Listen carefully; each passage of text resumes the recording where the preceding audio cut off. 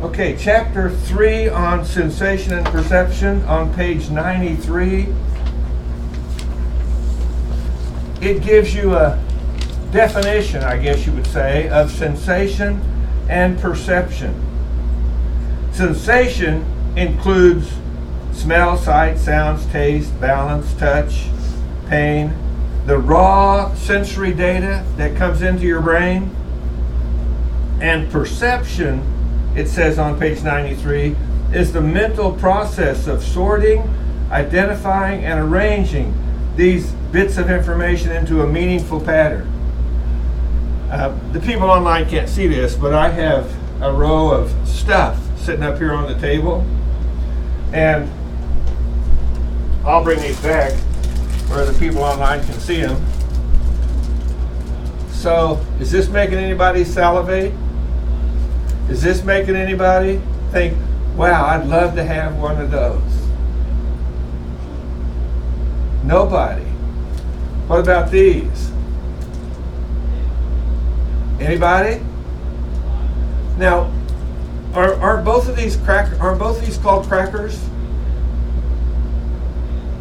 Well, a cracker is a cracker, right? No. My wife last night at my grandson's soccer game said, anybody, she's sitting there and my daughter comes up, she says, anybody want a chicken and a biscuit?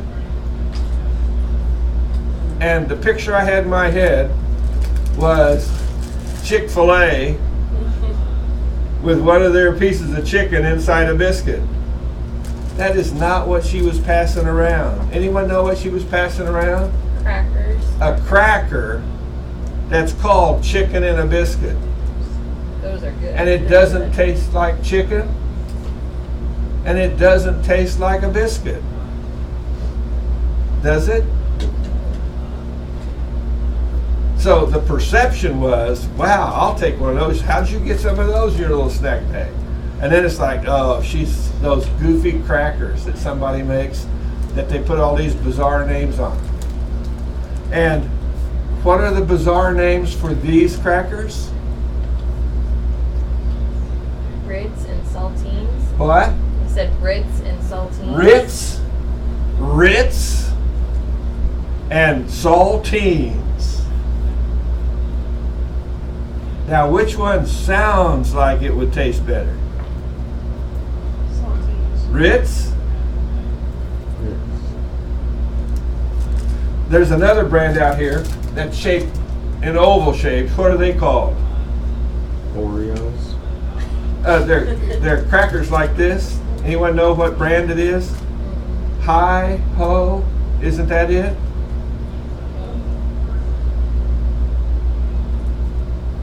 You didn't know that. Townhouse? What is that all about? Ritz, now that's the name. And it happens that I look at these and I'm thinking, okay, if there's too much water in my soup, give me some of these saltines. But these, don't put these in soup. They're too valuable for that. They taste too good by themselves. You gotta put Cheese Whiz on them. The spray can cheese. Oh, did you hear what she just said? Spray can cheese. Now, see, I was actually thinking, sitting there, thinking, you know, one of these would really taste good if I had some little chunks of cheddar cheese to go. Yeah, see, we're salivating now, aren't we? You know that to go in between them. But when she says, get a can of spray cheese, is anyone having a negative perception about that? Yeah.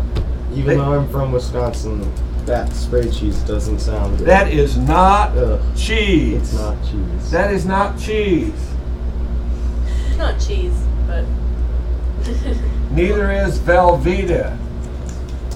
plastic. Don't be hating on Velveeta. Now see, that's funny. I don't care for that spray can stuff that they call cheese, but I wouldn't.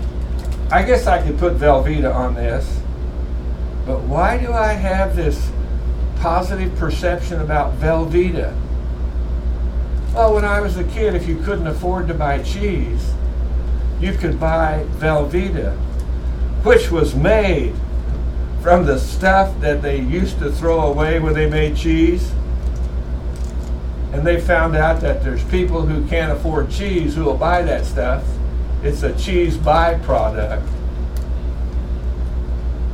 And it makes great Rotel, doesn't it? In fact, I think it's Kraft that makes it, once they figured out that people would pay any price to get Velveeta to make Rotel dip, the price of Velveeta cheese, or of Velveeta, just shot through the roof. It's the old American approach to supply and demand. Okay, I'll put these back. One of these I go for. I'll bring up these two things so the people online can see them too. Everyone should have to salivate a little bit. And what do I have here? Oreos and Nutter Butters. Does that do anything to anybody's saliva glands? I like Oreos. I don't like Nutter Butters. It doesn't? For the rest of you, nothing? I like Nutter Butters. What? I like Nutter Butters. My See, family doesn't get them often either. I never had a Nutter Butter. Okay, I think I've been eating Oreos since I was a little kid. Pull them apart and lick the white stuff off. I don't think I ever ate Nutter Butters until one of my grandsons was with me and he said, "Oh, Nutter Butters. Those are delicious, Poppy." I said, "Really?" So I bought some for him, and then since he was in, have you ever done this? Since somebody else was eating something and you can tell they're just having a great time. So even though you've never tasted it, your perception is that this must be good. And so I said to my grandson, "Can I have one of those to see what they taste like?" He said, "Sure, Poppy." And he gave me one of them, and I'm going, oh. And why is it called a Nutter Butter? Peanut butter. Well, it's shaped like a peanut butter, like a peanut, but it's got peanut butter in between these two little biscuits, doesn't it? Now, I like peanut butter, and these are good little biscuits. And I said, oh, so now I actually found something that I think, in my head, I like better than Oreos. You go, I don't think so. Have you ever tried a Nutter Butter? Okay, so you can. So who votes for Oreo is number one, and who votes for Nutter Butter is number one? Well, it looks like 7 that the rest of them are going to have to share the Oreos, and you'll get a whole Nutter Butter to yourself. Huh? Now, who said I'm going to give this away? I'm just in here messing with you. What are? Let's pull these things up here. Okay, I don't know if they can see this online. These tiny little, you can maybe see what this is. This tiny little Reese's piece shaped like an egg, that's as old as Easter. How long ago was that? I'll bet this is too. I'll bet if they're that old, they wouldn't taste good. I just saw somebody go, who knows? Maybe they would, maybe they wouldn't. The only way to find out would be to eat it. To eat one of them and see. I mean. And then I saw somebody else go, anything that old, I'm not eating it. They've got plenty of sugar in them, so they're probably fine, depending on where they melted and rehardened. Okay. Because that changes the temper of the chocolate, which changes the taste. So you see what we mean by sensation and perception? And the perception is what's going on in my head. The sensation is what's coming through my eyes. And if I pass this stuff around and you put it in your mouth, it'd be coming from your taste buds. Or if we took something and touched it, it would be coming from our sense of touch. And before class, for those online, I was holding up these tiny little Snicker things. And I said, I don't.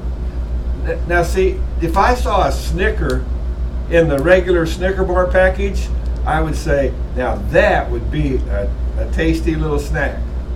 But when I see this in this purple thing that they probably made for Easter, I'm thinking, I don't think these will taste as good as the ones in the Snicker bar package. And they're the same ingredient, aren't they? But it's just like this package somehow just kind of makes me think I don't want to eat one of those. And surprisingly enough, if I really believe in my head that this isn't as good as the one that comes in the regular Snicker bar package, this is so funny. If I eat one of these and then open one of those, I will actually say they don't taste the same.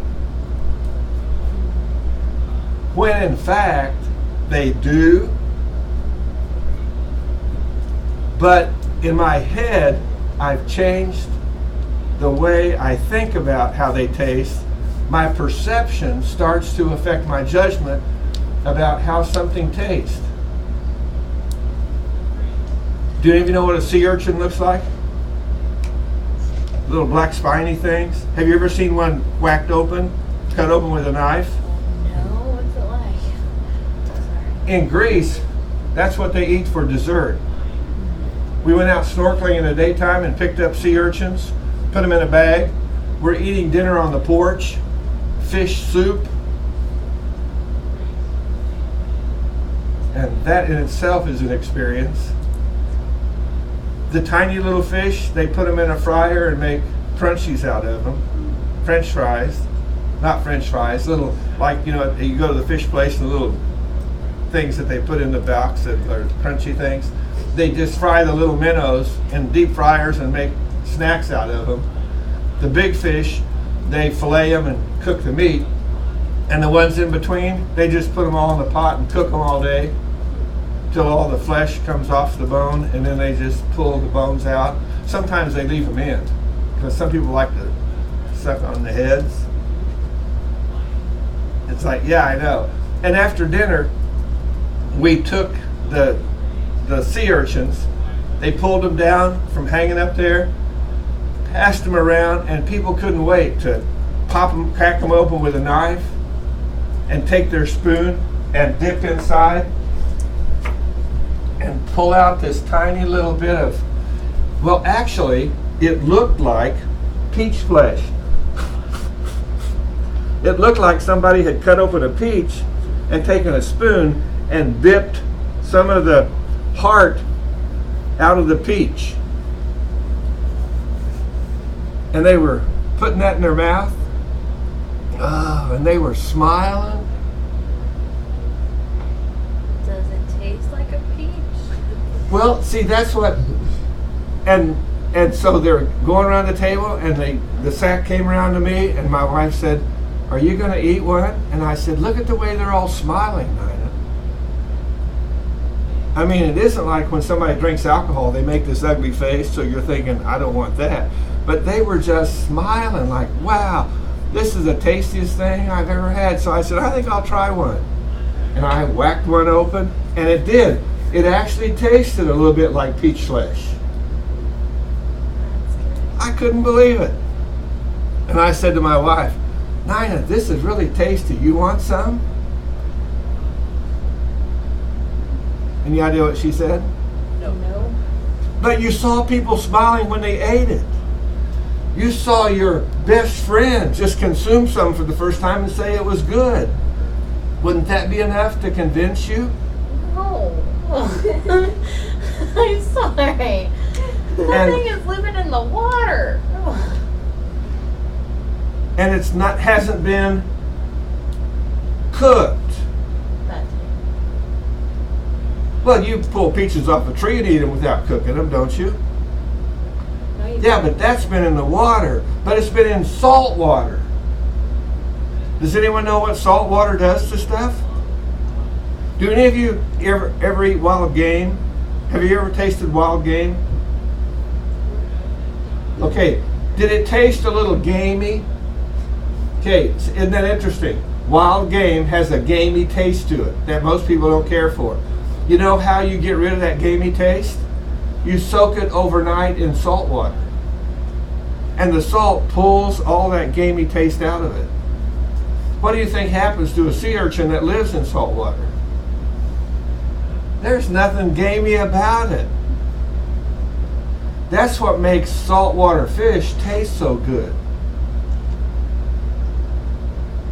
That it's been purified by all that salt water. Now, see, I can tell by the looks on your faces, you're not convincing me, and if you brought a sea urchin in here and cracked it open, I would or would not take a bite of it. You would? Yeah. Yeah, just to see, because no. Shoot, okay, 2 would, 2 wouldn't, 3 would. I might. Yeah. I might.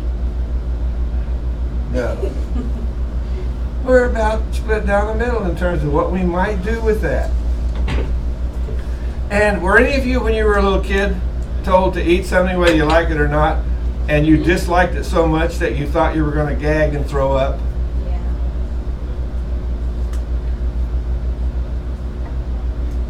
That might have an influence on how you perceive things.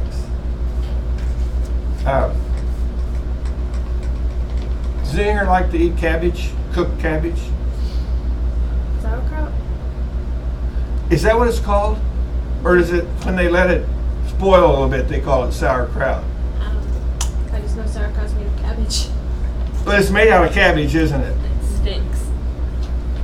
So, okay, so those of you who like cabbage, when it's cooking, does it smell good? Well, I think so. Now he's saying It's not yes. bad. It's not a bad smell. It's a bad smell. I don't care who you are and how much you like it. It's a bad smell. It depends on if it's purple cabbage or green cabbage. Okay. But see, if he likes it, he tends to think, if I like it, it's not going to smell bad when it's cooking. It smells bad when it's cooking, doesn't it?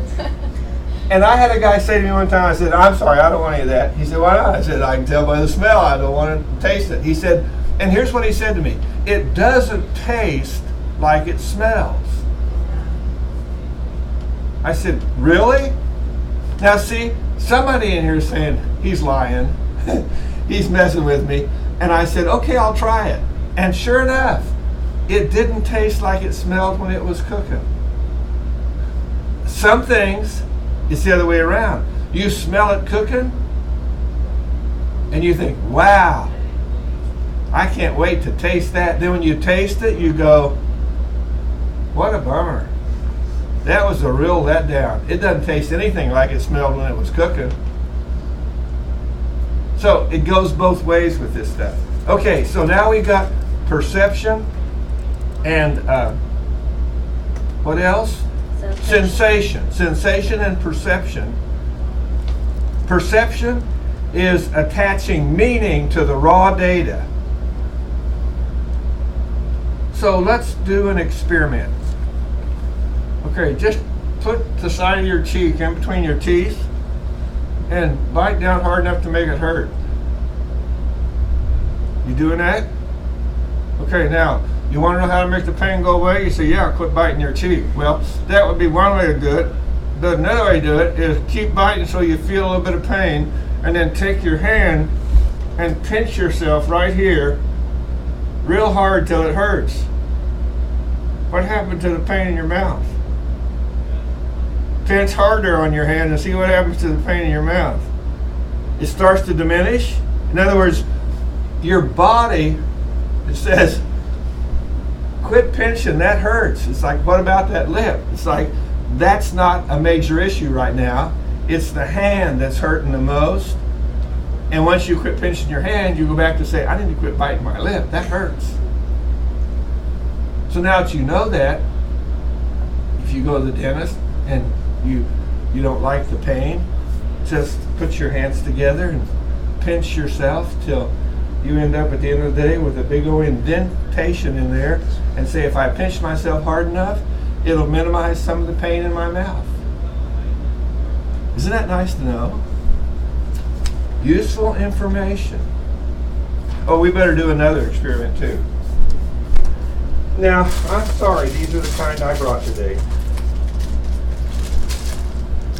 I wish I would have brought you the real fruit snacks, the ones that are made with real fruit. Which smiles one's best? It makes me salivate. Welch's or something. Maybe we can do those another day. Because if we had those, I didn't realize it when I got these out of the cabinet. I buy these for my grandchildren. They think these are so cool. They eat them like crazy. Don't put them in your mouth. Are you eating one already? I mean, you people have no restraint. What is this all about? You're supposed to do what? You're supposed to touch it?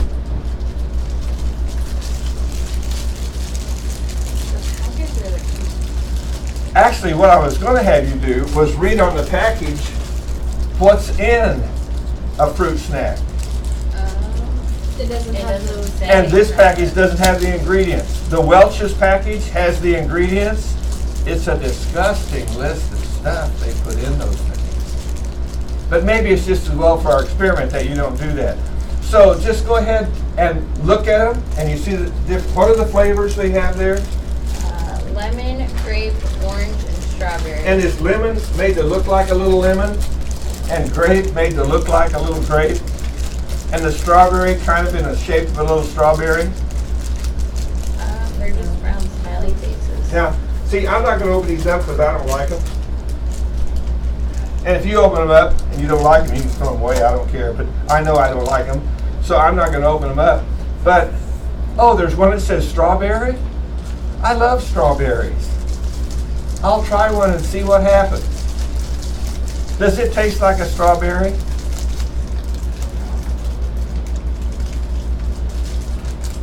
If I had a bowl of strawberries in here and you ate that strawberry fruit snack, it doesn't even come close, does it?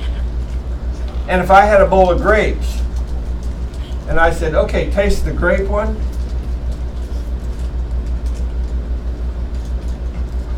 It's like, it almost tastes like the strawberry one. I mean, there's not that much difference in them, is there?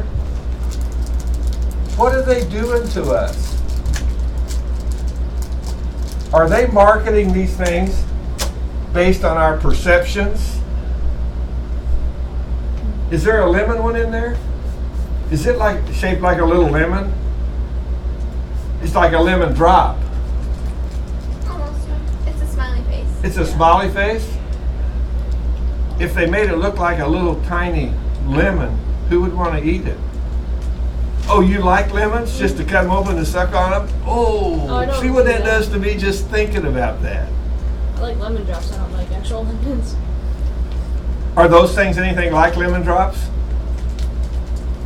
They're not as sour, but they taste more like the original fruit than the other ones. Yeah. Huh. Comes closer to the original fruit than the other ones do. Well, isn't that fun? The people online? Oh, send me your address and I'll put a fruit snack in a package and mail it to you. Yes. I have the ones that are like actual fruits. Yeah, you have one of those? Okay, read on the package what it says is in it. Fruit puree, grape, peach, orange, strawberry, raspberry, corn syrup, sugar, modified cornstarch, gelatin, conquered grape juice from concentrate, citric and lactic acid, natural and artificial flavors, and lots more. And lots more. A whole bunch of other stuff like guar gum and da da da da da. It's like, what is this all about? It's like, ooh, you just ruined my appetite by causing me to perceive what they put in it. So the site with these little fruit snacks, and by the way, when she holds up her Welch's package and you put it next to that, look back there at her Welch's package of fruit snacks. I mean, if you had okay, which do you think tastes better? That one or the orange one I just gave out from Walmart? That one. No question about it. That one has to taste better.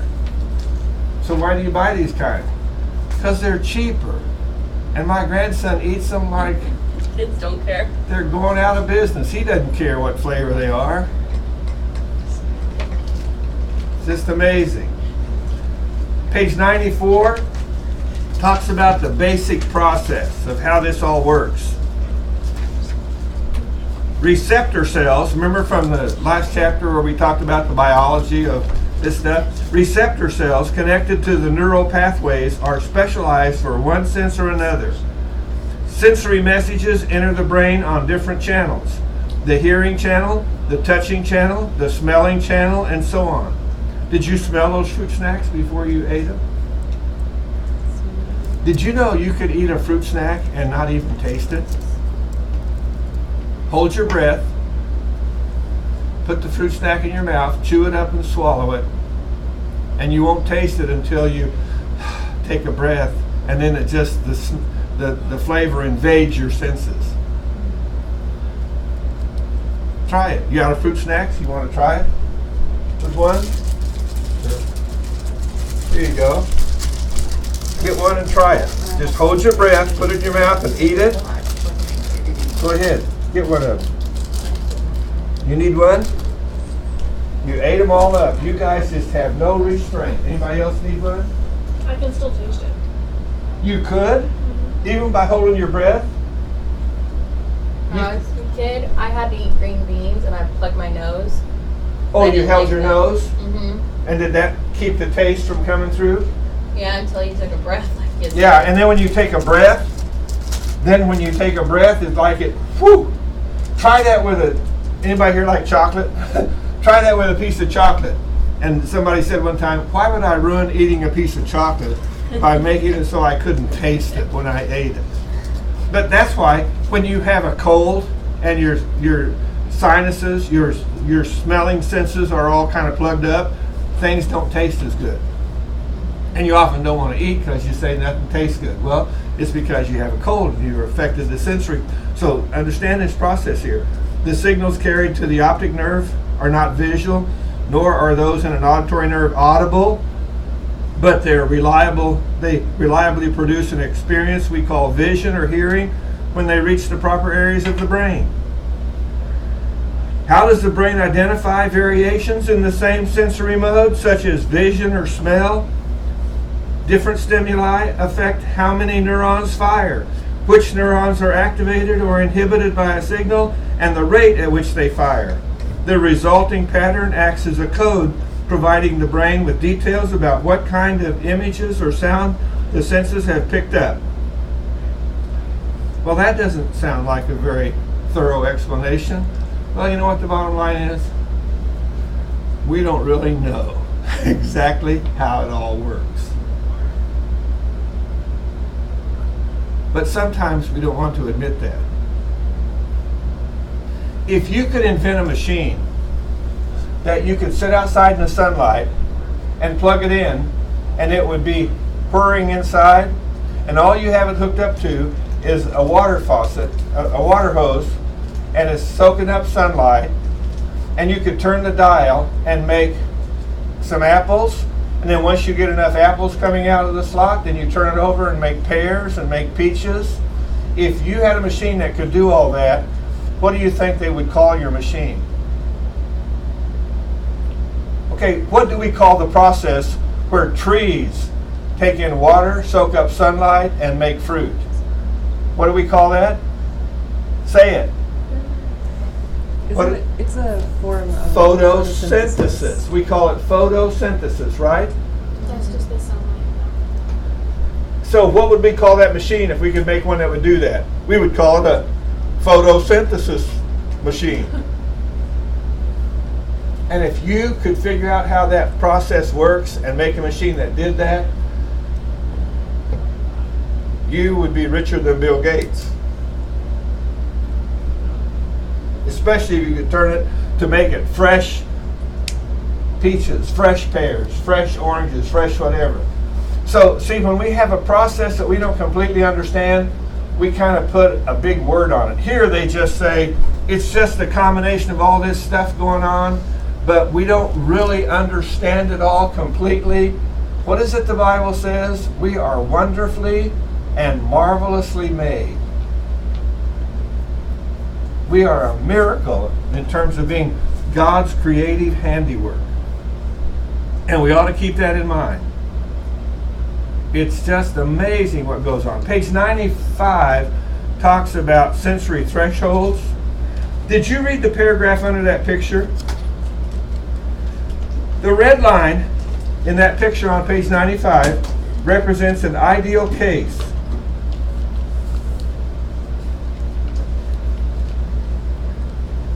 All intensities below the threshold, that's the dotted line. The person reports no sensation or no change in intensity. At all intensities above the threshold, the person reports a sensation or a change in intensity. In actual practice, however, we never come close to the ideal of the red line. What's it say next? The blue line shows the actual response of a typical person. What color is the line in your book? Green. Is yours green? Or is there something wrong with your vision? No, it's green. Are you sure? If they said it's a blue line, maybe it is a blue line, and it just looks green to you. The person who had the book before me crossed out and said green, so I know it wasn't just me. Say that again. The person who had the book before me crossed out blue and put green, so I know it wasn't just me. Someone else had your book and they scratched out blue and put green. Now, what's going on here? Now, can you see? If we're not careful, can you see in the world of learning? So I said, look, if the book says it's a blue line, it's a blue line. I don't care what you think. You need to adjust your thinking to think like the book. And you go, no, sorry, the book is wrong. Now, what happened? The guy who typed that is colorblind, can't tell blue from green? Or was it that they used to put a blue line in there, and then somebody said the blue line looks too much like the background, so we ought to change it to green? So they changed the ink in the copy, but never changed the word in the text? Now, I'm trying to figure out how that happened, but understand that sometimes people will say, whatever this book says, that's what we have to believe. And I'll say, sometimes books make mistakes. And I'm glad you have a book where someone crossed it out and said, no, it's a green line, not a blue line that we're talking about there. Anybody else catch that when you were reading? You go, no, I'm just reading the book. I'm just trying to get my prize at the end of the day. I'm not paying attention to what I'm reading. I can read words real quickly. Well, okay, it'll work. Good for you. Okay, so sensory threshold. That's like, let's see, what could I do? I could open one of those containers of peach juice. Oh, I didn't get those out, did I? Do you guys, I mean, does that really look appetizing? No. It does? I'm not convinced. You're not convinced? No. The only way you'd be convinced is to... Taste it. There he goes. Well, I guess I'll have to give him one. Yeah.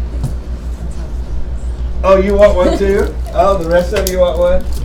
Okay, who else wants one of these peach juices? What in the world? What in the world? Hands going up like crazy. Don't taste it yet. Don't taste it. Did you already taste it? You don't want one? I don't like peaches. You don't? Well, good.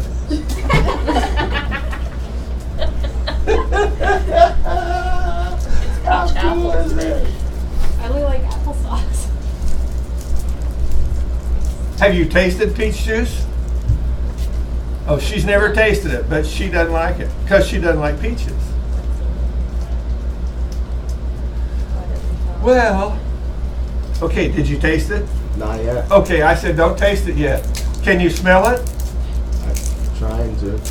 Go ahead and open it up and smell it. You don't have to drink it, just smell it and see what you think. Punch that little thing in there. Can you smell it? Does it have a smell to it? Mm-hmm. What does it smell like? Peaches and apples. Ah! She said she only likes apple juice back there. Look at the side of this thing, and what's the first ingredient in it? Apple juice. This is mostly apple juice. No, I said I like applesauce. Oh, apple sauce. Do you like apple juice? It has pear juice. You don't know, or you haven't tried it? You don't drink juice. Sometimes I do drink grape juice. Well, this is mostly apple juice, and apple juice is the first ingredient. What's the second one? Pear juice. Pear juice. And what's the third one? Peach juice. Oh, finally they get some peach juice. So this is apple and pear juice with a little bit of peach juice mixed in. So what should the label have on it? An apple, a pear, and a peach. And what should be largest on this picture? The apple. The apple. And then the pear, and then the peach is just a tiny little thing in the corner. That is not the way they're selling this stuff. Oh, it does say on the label, peach apple. And there is an apple back there, isn't there? Mm-hmm. I didn't even see it before. Did you see that apple before? All I saw was the peach. Well, I'm glad to see that Juicy Juice is doing truth in advertising. But why didn't they put the peach juice in the back and the apple up front? Because they're selling the peach juice concept. Okay, have you tasted it yet? You ready to taste it? You ready to taste it? You go, I don't think so. Just take a little sip. I'll get you a bottle of water even to wash it down. Oh, you've got something there to wash it down with, don't you? If it's terrible, just take a tiny little sip and see what you think. Just a tiny one. The rest of these people are guzzling this stuff down. Whoa, it's way too sweet, isn't it? Yeah, it's something. Not gonna work. Not gonna work. Her taste buds did not take to peach juice. Apple, pear, peach juice. Okay, and could all of you smell it? And did it smell like apple and peach to you, or did you even smell anything at all? The apple is stronger. The apples. Does the apple have? Is it a stronger apple taste than it is anything else in there? So we might as well be drinking apple juice. See, when my wife saw those, and she goes, "Are you taking all of those to school, Tom?" And I said, "No, I'll leave some here for you." She's going to open one and think she's drinking. Okay, have any of you tasted peach nectar? It's made 100% from peaches. That's what I tasted when I was overseas. And I came home and I said, Nina, I need to find some peach nectar so you can have a taste of it. And she said, this is unbelievable. I said, you tell me it is. You know what it costs at the store? It's outrageous. That's why we don't drink it here. But overseas, where they have lots of peaches, they just turn it into peach nectar, they call it. It's delicious. Sensory threshold is where you start to hear something, smell something, see something. Have any of you ever driven by on the highway, driven down the road, rolled your windows down to get some fresh air, and smelled an awful agricultural odor? And you said, what is that? And somebody in the vehicle you were riding in said, that's a, what kind of farm? A what? Cow farm. A cow farm? A pig farm? Get enough chickens, it'll smell bad too. A chicken farm? A horse farm? Are you ready for this? I grew up with cows and pigs and chickens. And when the first time I smelled horses, I thought, horses stink. They have the awfulest odor. Well, what about chickens and cows and pigs? I smell money. You sell those in town at the market and make some money. Or you slaughter them and eat them.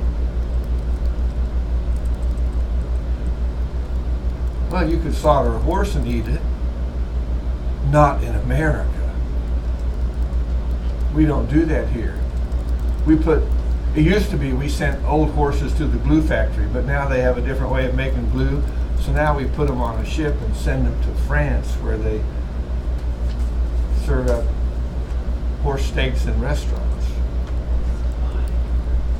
I'm just telling you, it's a source of food over there. And all of my friends who raise horses say horses don't stink, cows and chickens and pigs do. And I say, no, cows and chickens and pigs smell like money, and horses stink. And it all has to do with what happens. You drive in, let's get off the highway and go visit that farm, whatever it is, and you pull in the yard and you're going, woo, this smell is overwhelming. And the farmer comes out and says, you want to go out and see the animals up close? And you go, this is close enough. It was really too close. The highway was close enough. No, and it's like, don't you smell what we smell? And what does he say? No, it's like he's become acclimated to it. Have any of you ever, how many of you grew up in a city with sleeping with traffic noise at night? How many grew up in the country with critter noise at night?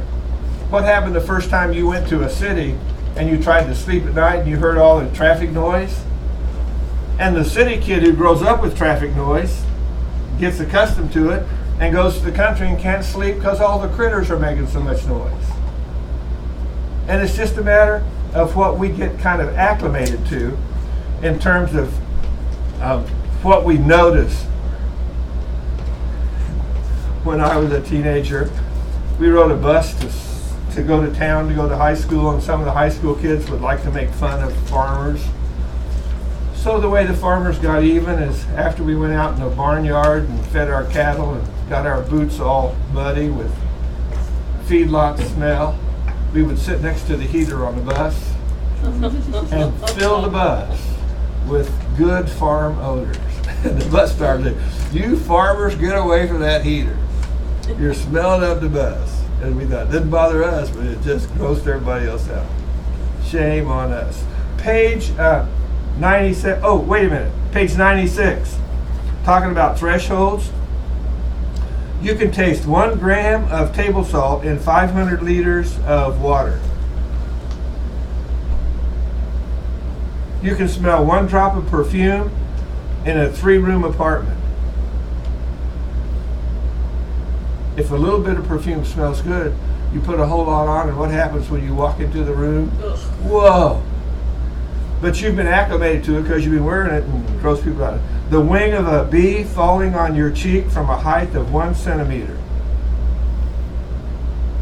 Have you ever just been sitting somewhere and all of a sudden you felt something in your hair or on your arm?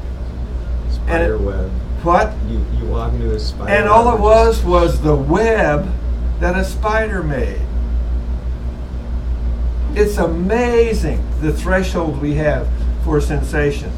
Hearing the tick of a watch from 6 meters. Vision, a candle flame seen from 30 miles on a clear dark night. Now see, people who live in town just don't believe that because they don't know what it's like to live in darkness. I mean, out in the country, okay, here's one way to illustrate that. In the country, on a clear night, when the clouds aren't there, the clear sky, you go out and lay down in the yard and look up at the stars, and what do you see? Okay, now, just try it here. Knowing what you've seen if you've lived in the country, some night when there's no clouds, go out in the parking lot and look up at the clouds and see how many stars you see. You go, what's going on? There's something wrong. See, okay, a city like this creates a haze that kind of hangs over the city, and you don't see it because there's no cloud there, but you can't see it, but it blocks the clouds. It blocks the stars, I mean, and it interferes with what you can see. That's why when they say go out and look at a comet, you probably need to get in your car and drive about 20 miles out in the country to get away from everything, and then you can see that stuff. Because there's so many other things interfering.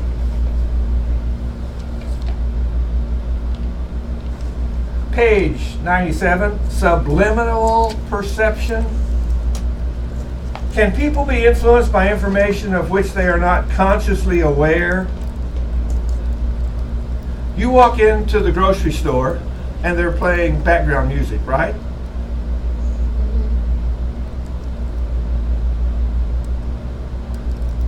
Did you notice what kind of background music they were playing? Sometimes you do, sometimes you don't. I notice that when they're playing 50s music, those old 50s songs that I grew up hearing when I was a kid, and I'm thinking, what's that all about? And I have no idea why they're playing that.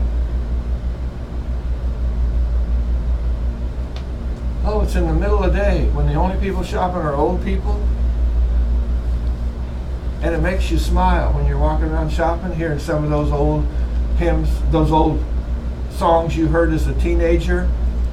And what do you do when you're walking around the store shopping and you hear songs that you enjoy? You stay a little longer, you spend a little more money, you're a little happier. And it's like you're just not thinking about it. That's the idea, that you're just not thinking about it. If they want to hurry up and get you out of, okay, a restaurant will often play little peppy music that will get you eating your food quicker and get on out the door so they can serve the next customer. They don't want you to just sit there and stay all day after you've eaten.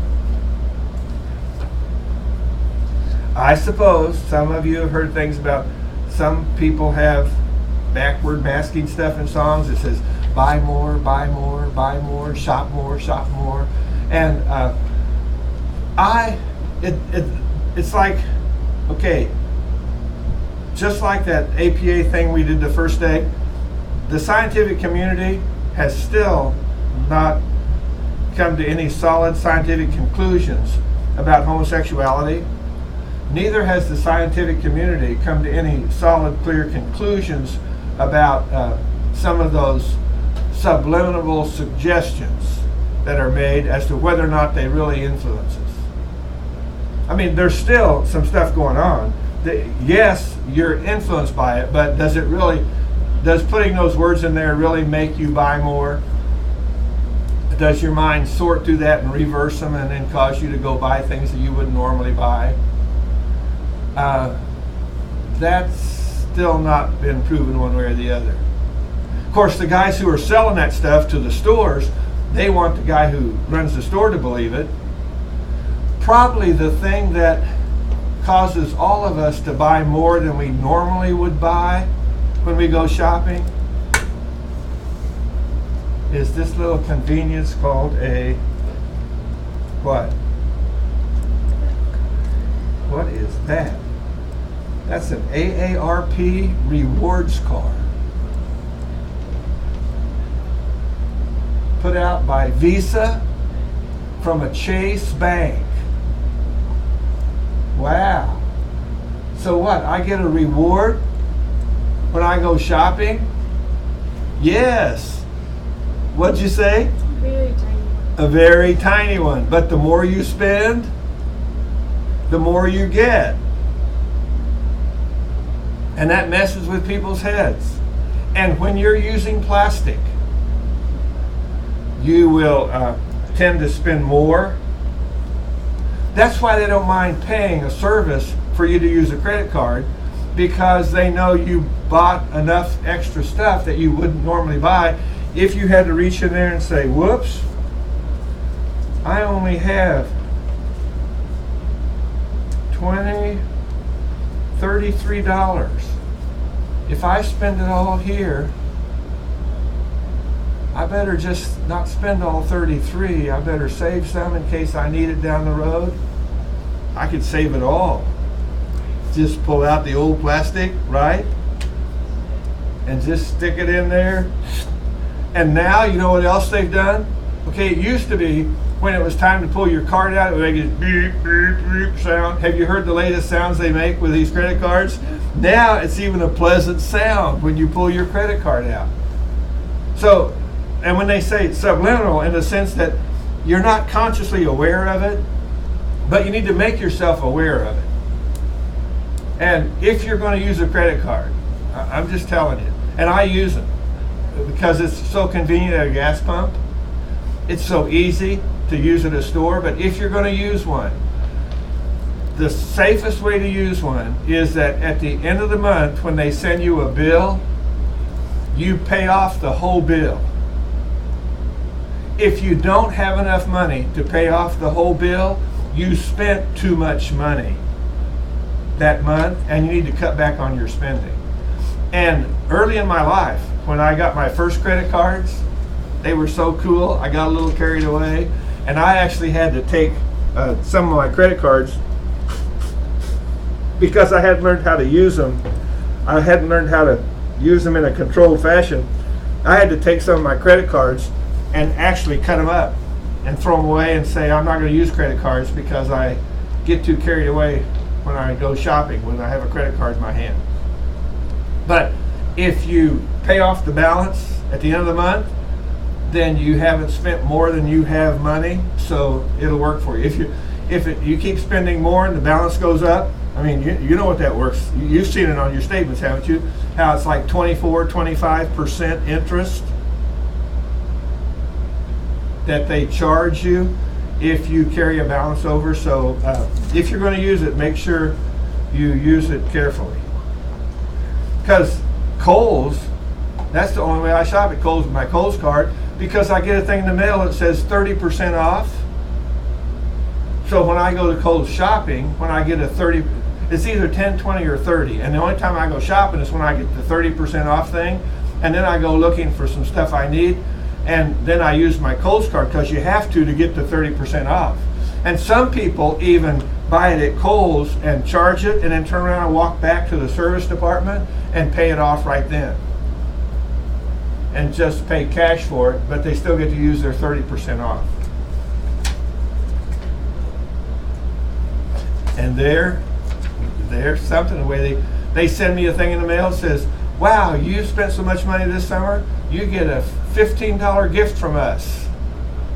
Which means I go to Kohl's and take this $15 gift and buy me something for $15 and get it free. But what's the temptation? What can you buy for $15? A belt. But if it's 30 and they're paying half of it, then I don't mind paying the other 15. You see what happens? So you have to watch. Yeah, you have to learn to be a discerning shopper. And if you're in over your head with your credit card and you want to pay the balance down real fast, I have a solution for that. Now see, somebody would say quit shopping, right? No, don't quit shopping. Just make sure you do all of your shopping at a thrift store. And if you really are in a bind and you want to save money, then after church on Sunday, go to the Red Rack thrift store where they're selling stuff for 50 cents. Does this look like a 50-cent shirt?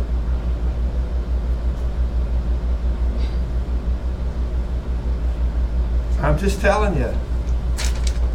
All my shirts come from Red Rack.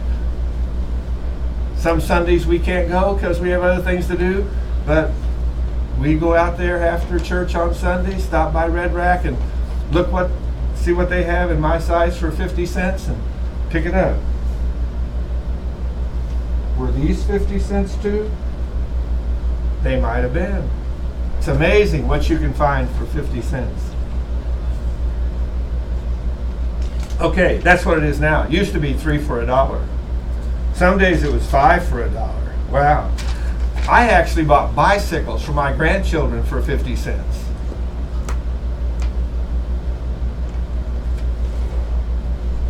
In fact, I had so many bicycles in my house, I had like 70 bicycles.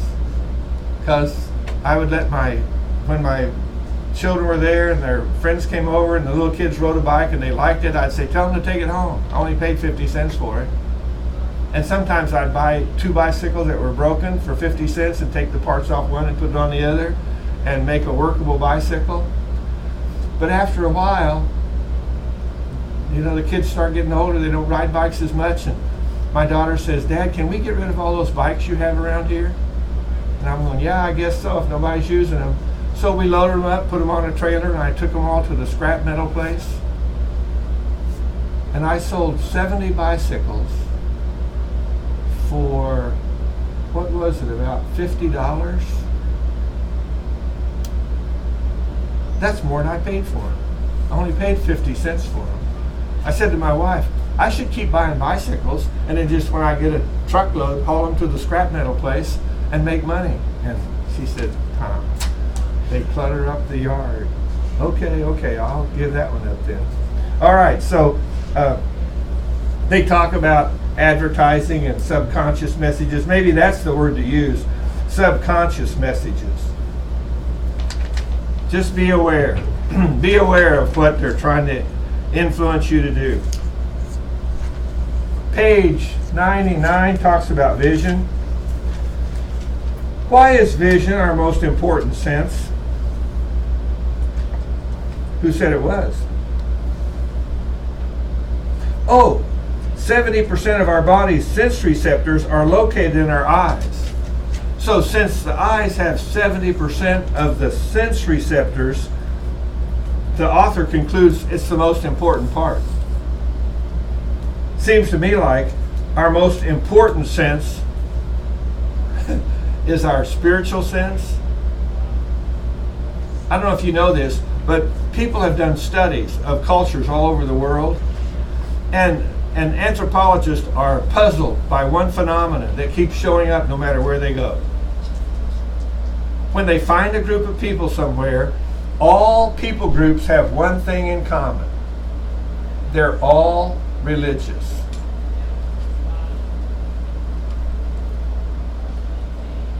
So what does that tell you? That God created us to be spiritual people, to have a relationship with Him, but, as you know from reading the Bible, that man, instead of approaching God on His terms, they want to approach God on their terms, and so they make up religions to satisfy that spiritual need that we have within.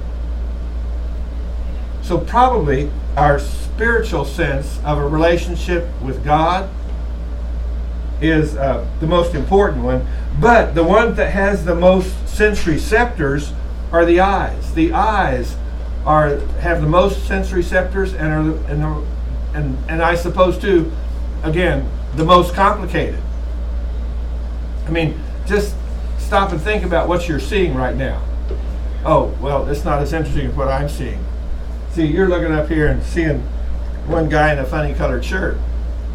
I'm looking out there and I'm seeing a whole bunch of colors in terms of clothing, a bunch of different kind of faces and hairstyles and all that kind of stuff. I'm seeing this huge panorama of humanity that somehow you say, wow, is that really cool? And what are you seeing? Got to give you another bit of useful information. Have any of you ever been told at a job interview, always look the person that's interviewing you in the eyes? And that makes you nervous? Okay, are you ready for this? I'm going to walk up to each one of you, and I'm going to supposedly look you in the eye. Does it look like I'm looking you in the eye? Does it look like I'm looking you in the eye? Does it look like I'm looking you in the eye? Does it? Well, guess what I was looking at? Tops of your glasses. What? Tops of your glasses. I was looking at the tip of your nose. And all of you have cute little noses. See, I'm kind of a shy person. So looking, I don't know where I read this, but looking in someone's eye is like, the eye is the gateway to the soul. And probably I read that in high school somewhere and it intimidated me. It's like, yeah, you look them in the eye and it's like you're trying to get into their soul or you're opening up your soul. And I thought, you know, how am I going to look people in the eye if I'm nervous about it? I said, aha, look at their nose. Or look at their forehead. Or look at their chin. Or look at their mouth. And you have to be real close for someone to know that you're not looking in their eye. It looks like you are, but it helps you avoid being uncomfortable with looking them in the eye. Now, if you're not really good at doing that, and if you're, okay, you say, I'll look at their chin, then I'm really staying away from their eye, and then if they start rubbing their chin, like, do I have something on my chin? Then you're close enough where they know you're looking at their chin, you go, no, I was just admiring it. It just caught my attention. You don't tell them, no, I'm looking at your chin because I'm too nervous to look you in the eye. You know, you just your chin is very interesting. Oh, really? Really? Yes. You have a very unique chin. I mean, you can say that to anybody because we're all unique creations, aren't we? All right, let's learn to use this information. So there we are with what? Vision. Wow, all those sense perceptors and how that stuff works is just amazing. And the picture on page 100, the visual system. And one of the things that concern me, well, did any of you read about people who damaged their vision or even lost it during this eclipse we had recently? And you know what's really sad? Some people were selling glasses that weren't good enough to protect your eyes. So you had to go to the right source to get the right kind of glasses. And I ordered a whole bunch of them so I could give them away to all of our friends and say, whatever you do, don't look at the eclipse without wearing these glasses. Well, I only looked for just a few seconds. Well, those people go to the doctor and find out that they've damaged their vision. Take care of your eyes. Take good care of your eyes. We can take them for granted. See that list of parts there on page 100? You've probably studied all of those, haven't you, somewhere in school? Did you study the blind spot when you were in school? Yeah. Did all of you study your blind spot? Why does everyone who drives a car need to know where their blind spot is? Did you ever start to change lanes? You looked in the mirror and nobody was there, so you start to change lanes and beep, and you pulled back over and you go, where did he come from? I didn't see him. And then what do we say? That car came out of nowhere. That car did not come out of nowhere. That car was in your blind spot. And once you understand where your blind spot is, then you're equipped to say, what can I do to avoid changing lanes when I'm driving with a car in my blind spot? And usually it means that you have to turn a little more than you're comfortable turning and look there as well as look in both of your mirrors and look again. And sure enough, once in a while you'll see a car that doesn't show up in either mirror, but he's right there when you turn your head far enough because he was in your blind spot. You want to find your blind spot on page 101? Hold the book about a foot away from your eyes, close your right eye, stare at the X, and slowly move the book toward you and away from you until the red dot disappears. Did it disappear?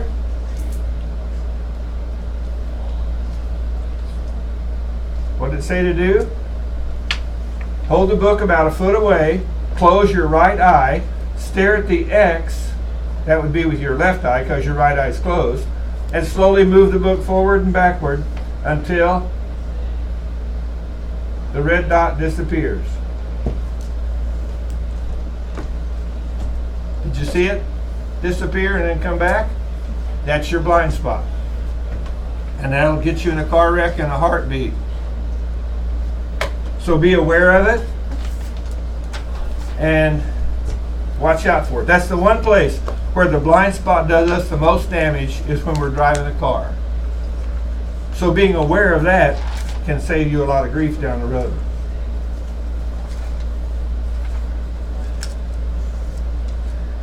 Have you ever stepped outside at night when it was pitch black and started stumbling around to your car because you can't see very well? Well, does anyone know what to do about that one?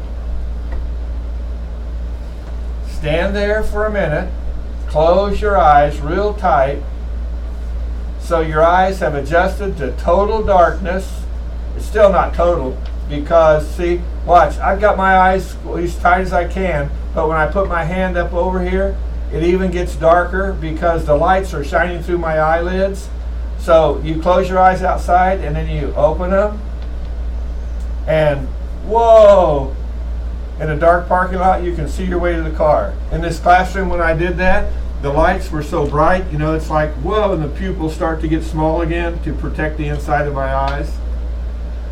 So the idea is, here's the basic principle.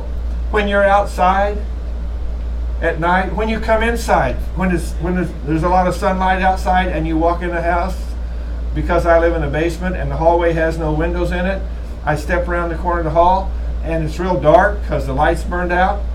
So it's like, okay, so give your eyes, just stop for a minute and give your eyes a chance to adjust to the new lighting situation. Don't just rush into the darkness and trip and fall over something that you couldn't see. Or go put a light bulb in, either way.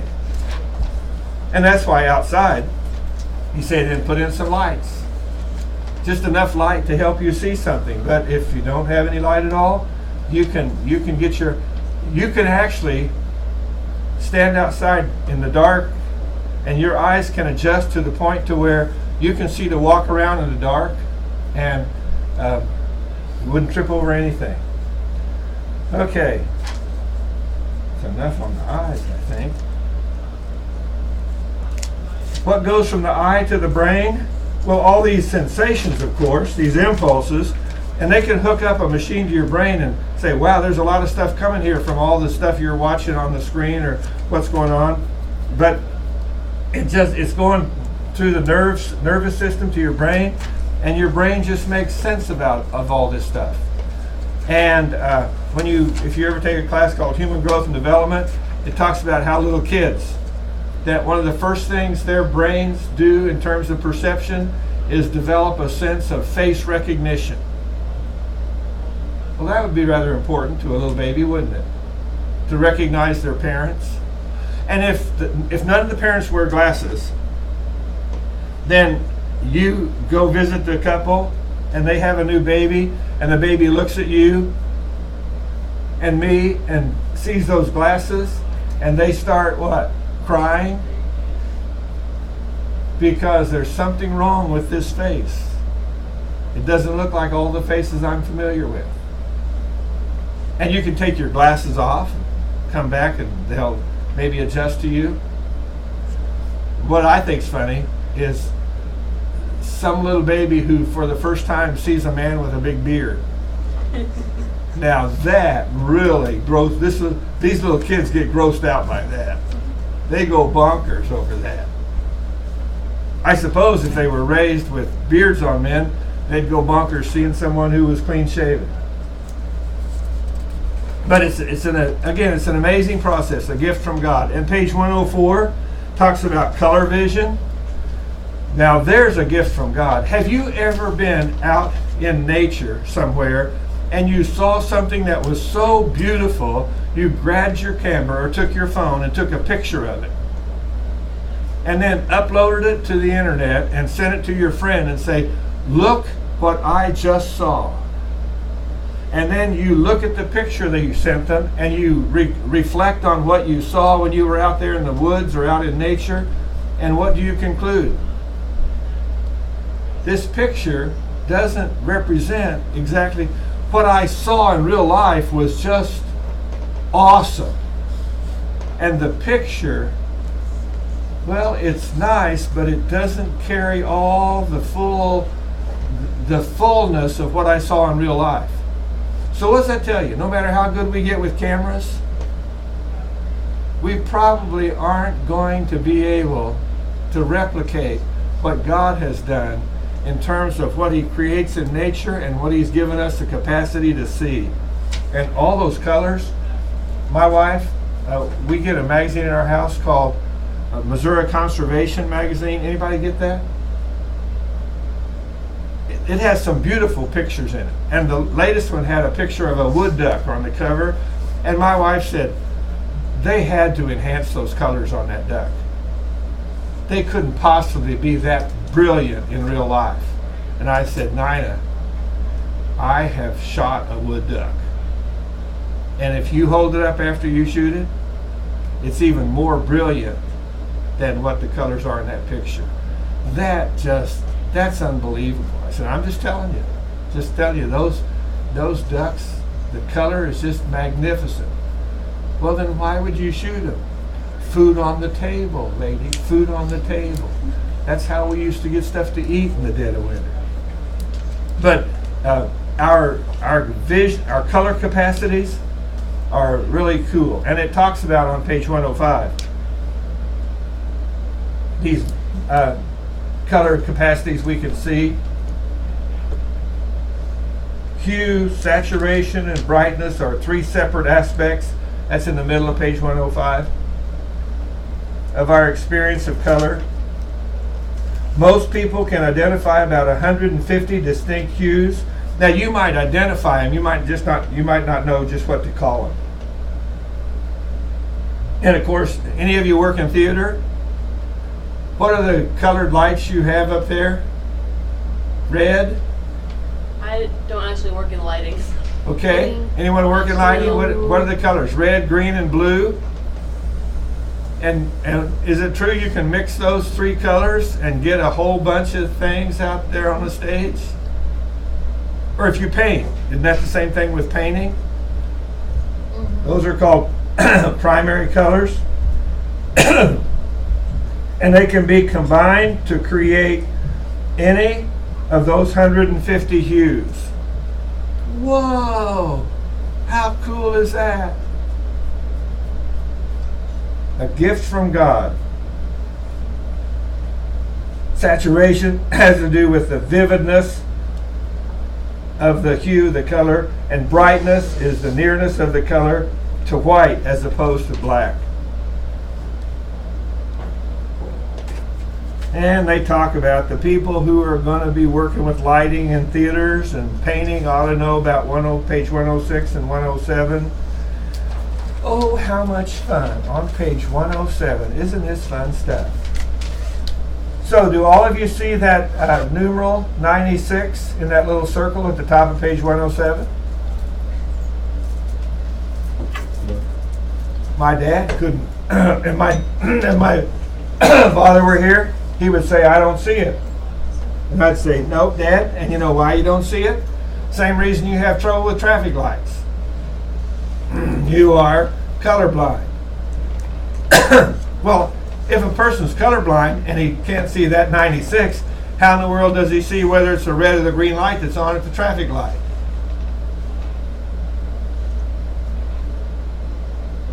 I said, Dad, how do you know when to go and when to stop? He goes, I stop when the red light's on and I go when the green light's on. I said, but you can't see those colors. Which one's always on top? Red. Red. Which one's always on the bottom? Green. Green. This is not rocket science, boy. This is just dealing with being colorblind. Oh, I never knew that. Hey, on page 107, did you stare at that white spot for about 30 seconds and then look at a blank piece of white paper? Did all of you do that? Is that cool? Yeah. Is that cool what happens in our head? That is so powerful. If you people online haven't done that yet, you want to do that. That's a fun little exercise. Why did that thing go off on me? Okay. Hearing. What do you hear? Sounds. Air conditioning.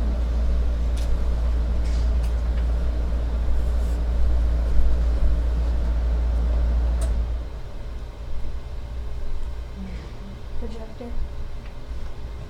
What do you hear? Projector.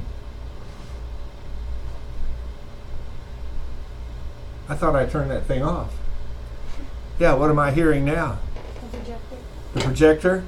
But when that was going, it was drowning out the sound of the projector. You hear anything else? Clock. A clock? You hear that clock ticking back there? How many of you hear that clock ticking? The people there on the back row next to it. What'd you just hear? Door. Did a door just close with an automatic closer? Where are those people going? That's starting to bother me. I don't know why. It wasn't bothering me before. When the air conditioner was going. It's like, what's going on here? Well, this is not near as loud as the air conditioner. Why didn't the air conditioner bother you? Because it was keeping me cool. That's a pleasant noise. What is this?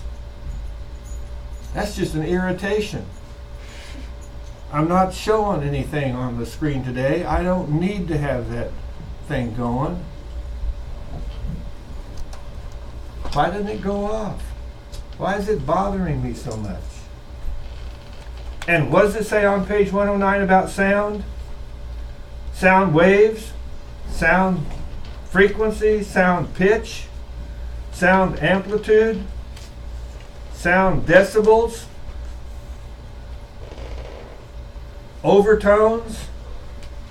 Probably the one thing to know here is that on page 110, the thing we all better be aware of is how many decibels it takes to damage our hearing.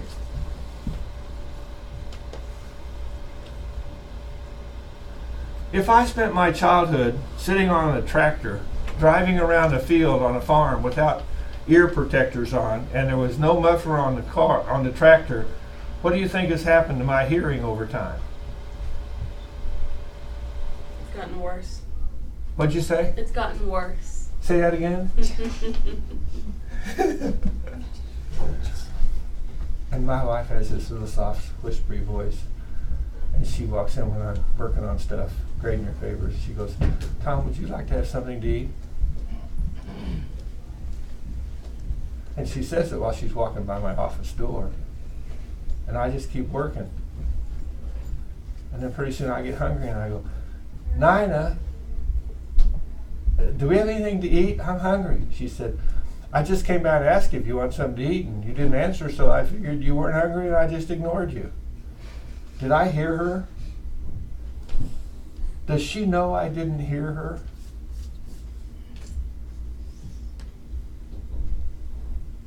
No, she doesn't even think about it. And she wonders why I talk so loud sometimes. Why do I talk so loud? Because I'm losing my hearing. And then I get a thing in the mail that says, "Would you like to have your hearing tested to see if you need a hearing aid?" Why? I don't need it tested. I have a wife and 2 daughters who have been telling me for years, what? "Dad," I said,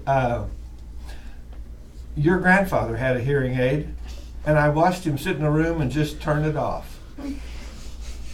So why would I get one? If you want to say something to me, get right in my ear and say it. And if I want to act like I don't hear things, then I can tune the whole conversation out. But maybe someday I'll have to get one." And it tells you how the ear works, and that in itself. And where they come up with hammer, anvil, and stirrup. Anyone know? Well, have you looked at the pictures of those parts? What do they look like? A little hammer, a little anvil, and a little stirrup. Oh, you don't ride horses. You wouldn't know about stirrups. And you're not a blacksmith. You wouldn't know about anvils and hammers. But can you see where they go, "Whoa, somebody," I don't know, somebody took a dead guy and cut in there and looked at all the inside of his ear to see what was going on and said, "Wow, look at this. A hammer, an anvil, and a stirrup." And are you telling me that all these vibrations, this to me is amazing. These vibrations go through the air, come into my ear, vibrate my eardrum, resonates through the hammer, anvil, and stirrup, goes into this inner ear and goes to my brain, and I can sort out all the sounds that you're making, and you can sort out the sounds I'm making, and we can carry on a conversation. That is truly amazing. That's a gift from God, and it's just an amazing thing. And again, it says here, in the middle of page 113, the chief culprits for hearing damage are leaf blowers, chainsaws, snowmobiles, jet planes, and personal stereo systems. So I ruined my hearing riding on a tractor on a farm. What's the modern generation doing to ruin their hearing? Music in cars. Putting on headphones and turning it up so loud they can't hear anything but, and the louder they turn it up, the more damage they're doing to their ears. So look at that chart back there on page 110 and realize that there's a whole bunch of things going on every day that are damaging our hearing. Okay, let's stop there. And we'll see you on